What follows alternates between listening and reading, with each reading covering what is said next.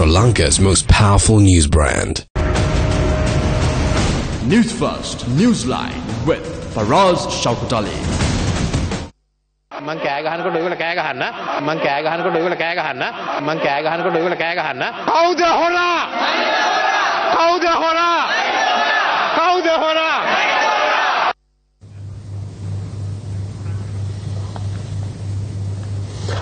Dear. What a terrible.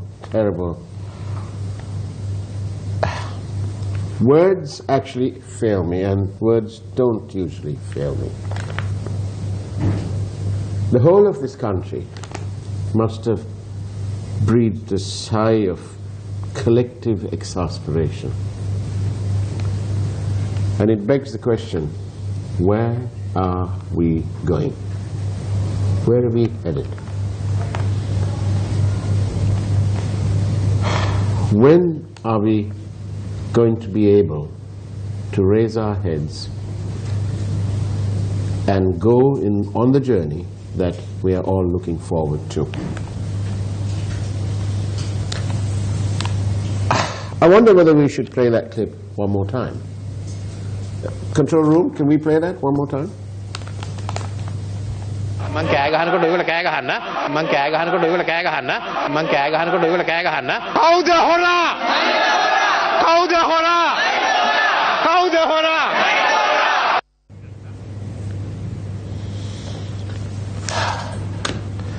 Well, unfortunately, life has to go on. So, ladies and gentlemen, good morning and welcome to Newsline. We are live as always from the Newsfirst studios in Dawson Street in Colombo. And to discuss a matter that is also of grave critical importance, of overriding national importance, that is Sri Lankan Airlines. We have Mr. Wasantha Kumar, who is a Kumarasiri, who is a something of a aviation specialist with a deep financial background. Very good morning to you, Mr. Kumarasiri, and welcome to Newsline. Very good morning to Mr. Faraz. Darwin, Mr. Kumarasiri, do we need a national airline? To answer that question, we need to look at what is needed by the people. Right. Most of the countries, why is a national airline? Is the national airline has the right to use the traffic rights of a country. Yeah. So each country has its own traffic rights. This way, if you don't have an airline, your traffic rights will be used by everyone else. Right. And then airline is a foreign exchange earner to the country. If you don't have a national airline, the people who are living in the country, when they travel overseas, all those foreign carriers who come to the country, they take all that money away. At the same time, this is what the background of the traffic rights. The people, when you give traffic rights to another country to travel into your country, you go to their country and you take passengers from that country as well. So in other words, you are earning the foreign exchange from that country back to your country. Right. So that's the fundamental matter in terms of the balance of the trade issue. Right. Okay? And then it comes to the next one is, what is the government policy with regard to economic development? Right. For an example, if we are rich with other resources, and if we have lesser involvement with the tourism, for an example, then you don't need to have a national airline. So you can earn the revenue from other streams, and you can ask someone else to come and run the airline services for you. But if the public policy and the economic policy of the country is to say that you need to develop tourism into the country, yes, of course you must have a national airline. I'm taking this in Sri Lankan context. Our 2025 vision is to become a predominantly tourism-driven income earning country, Right. which either can equal or better than our foreign workforce revenues coming into the country. Indeed. So if you don't have a national airline, then who will have your interest in your heart? You think that there will be many operators going into the country will have our interest in their heart? That's the issue. Right. So it's obvious that Sri Lanka is one of our fundamentals, economy-wise, is the tourism industry. That's correct. The leisure industry. Correct. Here. And sorry. So in that context, it's clear that we need an airline. We need seats. We need seats somewhere to bring those people here. Correct. So in that context, and looking at the large losses, instead of it being a foreign exchange earner, it's been a foreign exchange loser. It's been a drain on our economy for a long, long time. We're nearly 70 years independent, and I believe we've had Air Ceylon, we've had Air Lanka, and Sri Lankan Airlines. So we are on our third, well, sorry, so sorry, I forgot about me in Lanka. Yeah. So we've had 4 airlines. Yes. We're left with one, and we're barely left with it. It's a drain on the treasury every day. That's correct. So is it a situation where, because we need to bring people in, that it should be more than a profitable thing? It should be sort of an extension of the Sri Lanka tourism development budget board, because it goes hand in hand. Which is what the Emirates model was. Correct. There was no bottom line requirement. Their task was to put Dubai on the map. Correct. And they appear to have done it pretty well. Very well. Can we replicate that here? The Sri Lanka is positioned very well. Yeah. Now, in addition to what I said earlier, Yeah. bringing the tourists into the country, Yeah. there's also another opportunity. Yeah. This is called hub concept. Sri Lanka can be used or developed as a hub of the aviation of the region. Yeah. Right? And we operate a lot of services to our neighboring countries. Those passengers do originate in various parts of the world, and we pick them up from those locations, Yeah. and then via Colombo, we transport them to their home destination. Yeah. So that's a strong revenue earner. Yeah. In addition to that, we bring a lot of tourists into the country. Yeah. I'm sure that you are aware, if you look at certain sectors Yeah. in tourism, 2017, Yeah. there's a drop in tourist numbers. Yeah. And at the same time, Why is that? I believe that maybe we have to do an analysis and see. Yeah. You also may remember that we suspended our services to certain parts of Europe. Yes. And Right. they were that service was bringing tourists into the country. Can that be described as suicidal in terms of our revenue? So, Of course, yes. At the same time, there may be a perception or view yeah. that route was causing the largest loss Yeah. or in that nature. But if it was causing the loss, Yeah. we need to look at and identify Yeah. how can we make it profitable. Right. And also, the services that we offer Yeah. is the right service, and also we can earn a premium price. Indeed. Now, in the absence of such direct service to Colombo from those Europe destinations, those tourists have to now come via other ports to come to Sri Lanka. And do you think that a tourist who has got a lot of choices in their hand, they will go into that extent?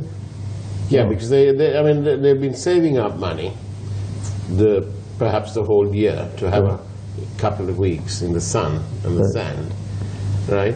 And I can't, if it's me, I want to start my holiday straight away. I don't want to spend 3 hours here and 5 hours there, changing planes and all that. I just want to get on, however long it is, I want to get on a plane and get there and start the holiday straight away. Exactly.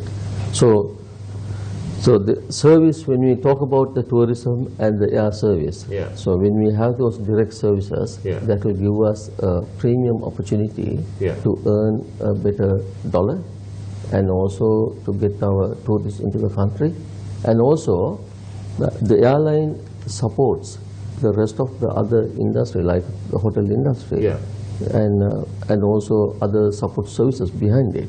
No, so that's exactly the point. You've just touched on that, which is, I was going to come to that. Now, wherever you travel in our country now, you can't help but notice the construction work. I mean, the construction industry must be boom time for them. Because it's all over the place, and there are so many rooms being developed here in this country, and entrepreneurs in this country and from outside are putting their money where their mouth is.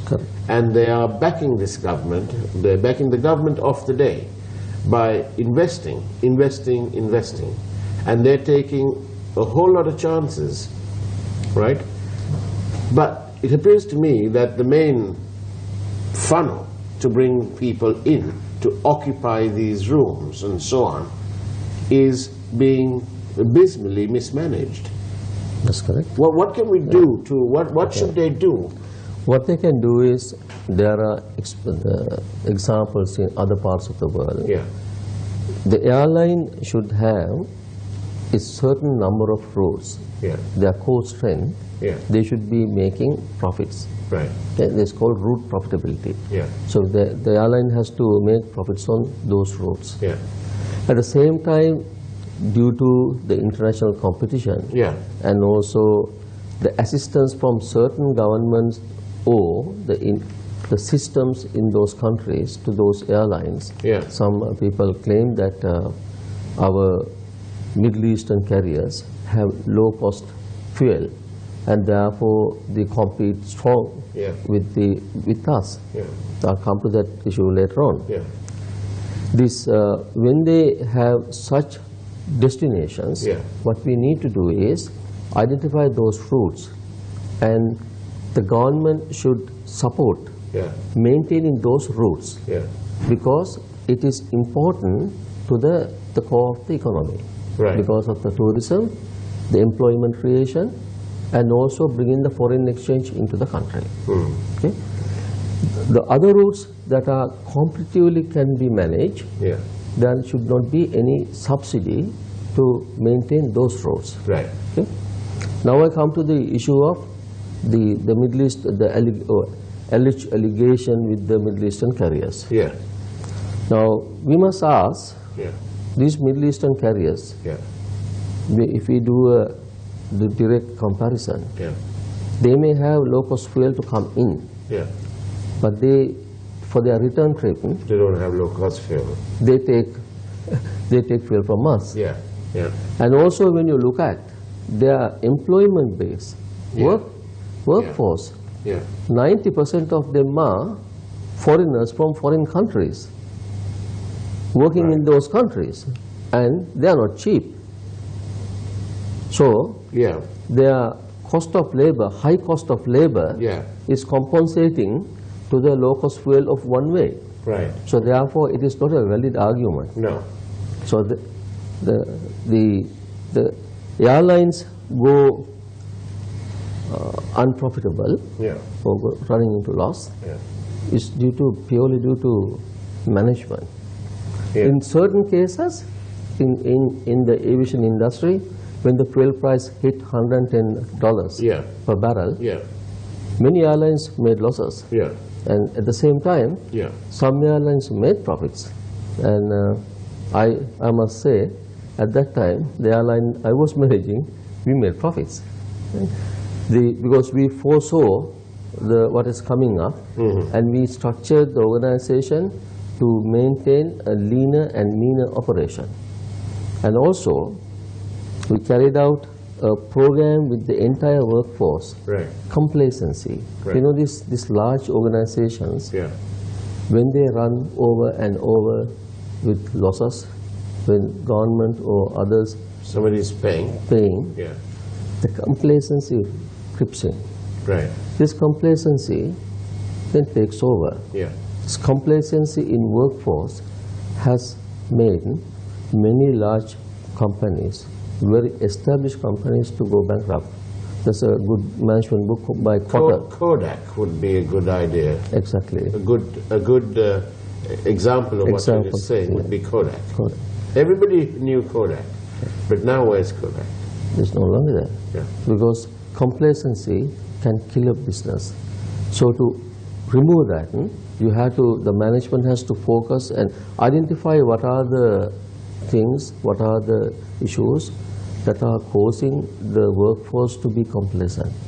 And they all need to be retrained, and they need to be focused onto the business. And they all must feel that I am here to add value to the organization. And also, from the organization point of view, they also must feel that the organization is fair by them. So there's a book by Kotter on this area of complacency and sense of urgency. Okay? So you have to create the sense of urgency in the workforce. Mr. Kawase, I would have thought that urgency would be second nature to politicians, okay? Because obviously their term's limited. When they get elected and they come into parliament, they know they got 5 years. So therefore, shouldn't that, you've just said it, urgency. Why is there no urgency in solving these problems? This Sri Lankan Airlines is a historical problem. By any other name, Air Ceylon, Air Lanka, whatever, it appears to me that they've made completely, there's no professionalism in running the airline. We've had, it's to do with the politics, it's not with the people. To do that, we have to create a right structure. Right. Okay. The structure is, we have to take the management of this airline, which is coming from the board level. Because if the government appoints the board, and then they are with a mandate to achieve certain things, that mandate needs to be monitored and then driven. It needs to be regularly scrutinized. Exactly. Regularly scrutinized. At the same time, it doesn't matter who comes to the power. There's a possibility of looking at this airline. This is all over the world. The airlines are making losses when they are in the hands of the political intervention. Okay? So, to avoid that, you have to take these businesses like state enterprises away from the political interference by creating people's trust. And that trust appoints the directors to the board, and the management of the state-owned enterprises are monthly, quarterly, and annually scrutinized. Okay? They need to have a business plan for the next 5 years. They need to have a business plan for the long term, 10 years forward. And also, the best way to handle Sri Lankan Airlines is, in its current state, in my view, there may not be a lot of external interest to take it over or to create a public-private partnership, which is called PPP. Well, that's because why? Because the debt's too much? And then we have to create a structure, put the right people, hire right people to various sections of the organization that need to be brought into at least to break even.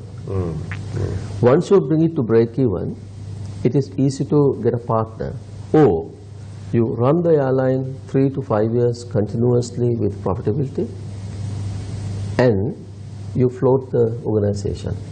The state may maintain a certain percentage of its ownership, and then the rest should be given back to the stock exchange. We should list the company in the stock exchange, quite similar to we have done in some other state enterprises in the past, and then let that the ownership structure that creates through the corporate management to take over the future of the organization. For an example, if you look at Qantas Airlines in Australia, that's what the state did. It was a state-owned entity. It was continuously making losses. It brought into profitability. They floated it, and now it's running. It's owned by the people and the investors. Right. And Qantas, of course, it has its, as I said, the aviation is an industry which can go bad very fast due to external factors. The key issue is the fuel cost. Yeah. Now, in favor of Sri Lankan Airlines, the fuel cost has been at its lowest level in the recent past. And it was running at $40, $50, now it's at $60 plus. Yeah. But this used to be $110. Yeah, so then why? So why these challenges? If you can't make the airline profitable now, then its ability to make it profitable in its current way is very weak. So but if somebody wants to go and restructure this, we need to look at its total cost, have a good analysis. I believe that if you look at the total per aircraft, the employees at the moment is in 250 plus. What's the rule of thumb internationally? Okay, rule of thumb is dependent on what kind of a fleet you have, what kind of route structure you have. Right. For an example, if I have 50% of my routes are short range, in other words 3 to 5 hours short range, and I run lower capacity, which is called single aisle aircraft, which is like 737 or A320. That's a single aisle aircraft. So you have seats on both sides, you're just one aisle. One aisle. Okay? Small aircraft. That's and then some airlines will have their entire fleet on the large aircraft, like A350, A330, Boeing 777, and A380, 747. Those are the wide body aircraft. They are called. This is the small aircraft are called narrow body aircraft, and the other ones are called wide body aircraft. Okay. So if the wide body aircraft is maintained and they operate the long haul routes, then you look at like 200 employees per aircraft. Whereas small aircraft operation, depending on the utilization, the sectors they fly, and also the mode of operation. For an example, mode of operation in the sense, you go and the crew overnights, because this crew, they are all regulatory managed employees. Right? And in that kind of operation, it can vary between 120 and 130. So we have to take. We've got a lot more. We've got like 120, 130 people more. At the same time, in fact, however, we must also remember that Sri Lankan Airlines provides the ground services to all the airlines. Is that bad news for competition? Why give it to them? Why can't a foreign airline do what they want? Why can't we? Okay. Because why create this sort of why favor just one company? Okay. Many countries, if you look at Singapore, the SATS, Singapore Air Terminal Services, has another company called Danata, which is the ownership goes back to Dubai. They try to maintain a competition among the operators so that the operator coming in have a competitive pricing. Right? In Sri Lanka, having the opportunity to service all the airlines on the ground services is an opportunity available to Sri Lankan Airlines and also to the country. Right? So I think we have been privileged with that. So what we need to look at is, in that operation as well, because of this services provided. I'm told that some of these charges imposed by Sri Lankan are amongst the highest in the region, and therefore it impinges on other airlines' ability to be competitive. How true is that? It's a possibility. Yeah. If there is an alleged allegation by or view by the other airlines, because these things are by international norms. Yeah. They will know in Singapore how much they charge to handle 737 and 767 or A330, A350 or what kind of aircraft, right? Yeah. And if we are charging more without knowing the fee structure, I can't make a comment. Yeah. But the possibility of it happening is strong. And also, this is why I'm coming back to once again, the ability for Sri Lankan to become more competitive in those services and charges depends on how efficient is the ground handling operation is. How efficient is the operation? Do we have more staff than that is needed? So that need to be analyzed. And also, as I said in another comment in another forum, it may be profitable, but is it the right profitability? Is this complacency is there? Can we improve the profitability by another 20%?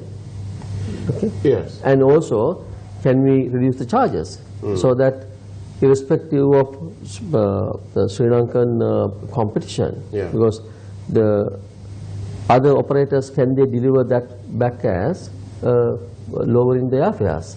So that way there will be more people coming into the country using their services. So now, that need to be looked at. Now, Mr. Kumasi, some people, we're getting various messages here. One of them is asking the question,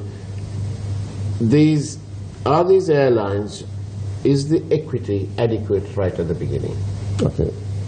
We had to, most of the airlines around the world, the equity is not sufficient. Right. Okay. That's an international norm. That's an international position, right? Yeah. Whether it is, there are examples in the region, you can count so many. So many, right?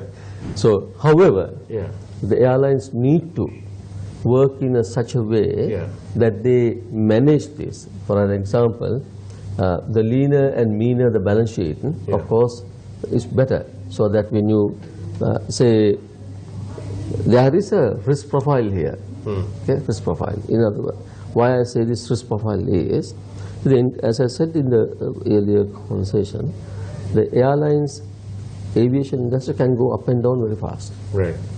When that happens, how you structure your fleet, ownership structure of the fleet is very important. I don't know whether Sri Lankan Airlines has one single aircraft without owned by them. Really? After all this money? So we have to say everything, there are airlines who are running everything on lease. But when it's successful airlines, they have as a risk management. What do you think Southwest Airlines is? Do you think they own all their planes? Not all of them. They own half or percentage and they lease the rest. Because when there is an industry, say for an example, aviation system, the industry collapse. So we have to pay heavy penalties to these lease terminations because you have entire fleet on a lease arrangements, right? So this is why the airlines in the risk management, you keep a section of the fleet with your own ownership and section with leasing, right? Now then, Mr. Kumasi, it's been an entertaining morning, and I'm sorry that we've run out of time. But the last and final question, very quickly, is there hope for Sri Lankan Airlines? You've just said that there's not much of interest in them. Can we restructure it? Can we live again? It can be. If there is a will, there is a way, and there's a way to restructure any organization, not only Sri Lanka. Do you think the private sector should be given the opportunity to run this airline? I strongly believe, and so that way it can be brought into the good positioning. Thank you very much for being on Newsline, and don't let the events in Parliament yesterday, sad as they were, don't let it get you down. Because out here on this wonderful, sun-kissed, palm-swaying paradise, the people are simply the best. Take care. God bless. Thank you, Mr. Faraz. Thank you.